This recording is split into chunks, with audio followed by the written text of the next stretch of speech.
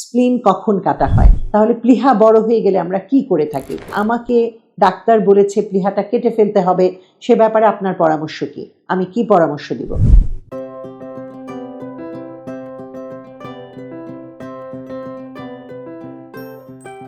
আজকে আমি অনেক গুরুত্বপূর্ণ একটা বিষয় নিয়ে আলোচনা করব, স্প্লেনেক্টমি বা থ্যালাসেমিয়াতে স্প্লিন কেটে ফেলা। এ ব্যাপারে আমি আলোচনা করব। আমি জানি আমার ভিডিওগুলো সাধারণত থ্যালাসেমিয়া আক্রান্ত শিশুর মা বাবারা এবং থ্যালাসেমিয়া আক্রান্ত অ্যাডাল্টরাই দেখে থাকে, তাহলে এ ব্যাপারে আপনারা সঠিক একটা নিজেরা জ্ঞান অর্জন করতে পারবেন। স্প্লিন কখন কাটা হয়? একটা শিশু যদি নিয়মিত রক্ত না দেয়া হয় তখন দেখা যায় তার প্লীহাটা বড় হয়ে যায়। কেন প্লীহাটা বড় হয়ে যায়? কারণ যখন শরীরে রক্ত স্বল্পতা দেখা দেয় সেই রক্তগুলো ভেঙে যেতে থাকে, প্লীহাটা বড় হতে থাকে। আরেকটা কারণে প্লীহা বড় হয়, রক্তের যোগান দেওয়ার জন্য রক্তের আমাদের যে হাড় আছে যেখান থেকে রক্ত তৈরি হয় সেখান থেকে তো তৈরি হওয়া বেড়ে যায়, স্প্লিনও তখন নতুন করে রক্ত উৎপাদন শুরু হয়। সেই জন্য থ্যালাসেমিয়ার শিশুর যদি রক্তের হিমোগ্লোবিনের মাত্রা সবসময় কম থাকে তাদের প্লীহাটা বড় হয়ে যায়। তাহলে প্লীহা বড় হয়ে গেলে আমরা কি করে থাকি? আমাদের কাছে রক্তরোগ বিশেষজ্ঞের কাছে যখন কোনো শিশু তার মাকে বিরাট বড় প্লীহা নিয়ে আসে এবং পরামর্শ চায় যে আমাকে ডাক্তার বলেছে প্লীহাটা কেটে ফেলতে হবে, সে ব্যাপারে আপনার পরামর্শ কি, আমি কি পরামর্শ দিব? ধরেন একটা 10 বছরের বাচ্চা তার বড় একটা প্লীহা নিয়ে আসছে এবং মা বলছে যে প্লীহাটার জন্য সে খেতে পারে না। আসলেই যখন প্লীহাটা অনেক বড় হয়ে যায় স্টমাকের উপর চাপ থাকে, অল্প খেলেই ক্ষুধা চলে যায়, ফলে শিশু আর খেতে পারে না, তার চলাফেরা করা হয়ে যায় ভয়ঙ্করভাবে দুঃসাধ্য, সে প্রচণ্ড ক্লান্ত থাকে, সবসময় শুয়ে থাকে অথবা মায়ের কোলে লেপ্টে থাকে। আমরা ছোট্ট শিশুদের কি করি? প্রথমে বলে থাকে হাইপার ট্রান্সফিউশনে যেতে।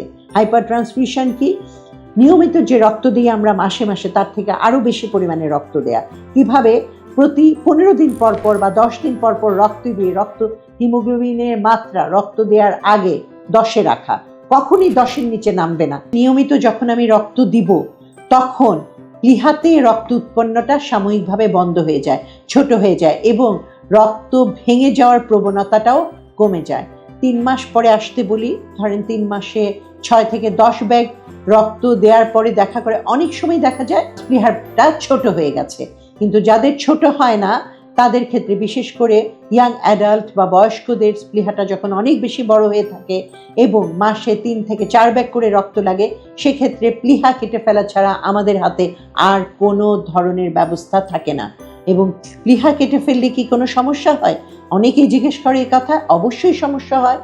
আল্লাহ তাআলা আমাদের শরীরে কোনো অপ্রয়োজনীয় অঙ্গ রাখেনি। আগে দেখা যেত যে কারো যদি কখনো পেটের মধ্যে, বিশেষ করে যে থ্যালাসেমিয়া রোগীদের অনেক সময় তাদের পিত্তথলিতে পাথর হয়। আগে ডাক্তাররা কি করতেন? 30 বছর আগে যখন পিত্তথলির সে পাথরটা কেটে ফেলতেন তারা প্লীহাটাও কেটে ফেলতো, কিন্তু দেখা গেল যে এটা প্রচণ্ড একটা খারাপ ইফেক্ট পড়ে শরীরের উপর। তখন থেকে আর প্রয়োজন না হলে প্লীহা কাটা হয় না। তাহলে প্লীহা কাটা হবে যখন প্লীহা অনেক বড় হয়ে যায় এবং রক্তের পরিমাণ এত বেশি লাগে যেটা সম্ভব হয় না, তখনই আমরা প্লীহা কাটবো।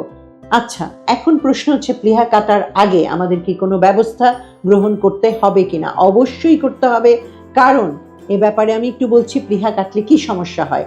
প্লীহা আমাদের শরীরের রোগ প্রতিরোধ ক্ষমতার একটি অত্যন্ত প্রয়োজনীয় অঙ্গ। এখান থেকে অ্যান্টিবডিগুলো তৈরি হয় যারা বিভিন্ন প্রকার রোগ থেকে আমাদের বাঁচিয়ে রাখে। বিশেষ করে যে সমস্ত ব্যাকটেরিয়ার গায়ে আবরণ আছে, অর্থাৎ ক্যাপসুলেটেড ব্যাকটেরিয়া সংক্রমণ হওয়া থেকে আমাদের বাঁচিয়ে রাখে প্লীহায় তৈরি হওয়া অ্যান্টিবডিগুলো।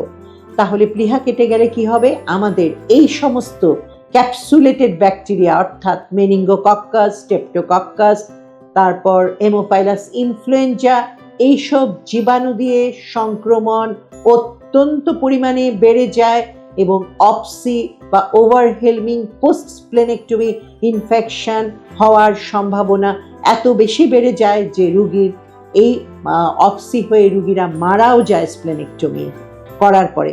তাহলে যার স্প্লেনেক্টমি বা প্লীহা কাটতে হবে ইন্ডিকেশন আছে তার কি আমি কাটবো না?